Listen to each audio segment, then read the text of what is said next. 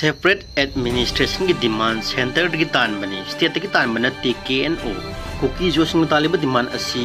constitutional ओइबा political demand नि अतोपा मपान लेबा की खुद याव की मथौ तादे silent हौकिप Myanmar दगी ट्रेन तौरबा कुकी militant चमापन रोम चंगलखरे हाइना security advisor na phongdokkiba wafam adu yumpham yaudabani kuki josing talib demand asi constitutional oiba political demand ni atopa mapan leba ki group singi khut yawgi mathau tade separate administration gi demand asi center gi tan bani state gi tan ba natte haina kuki national organization KNO gi lusing ba Dr. Silent Haukim na phongdokre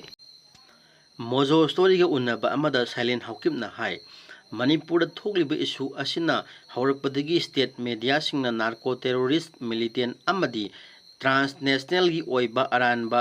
terminology kaya sinadun lagli asigumba serek asida unified leader amana national media gi thakta phawba train tawrba militant sing Myanmar gi changlakre habi yofam phongdorakpa asimak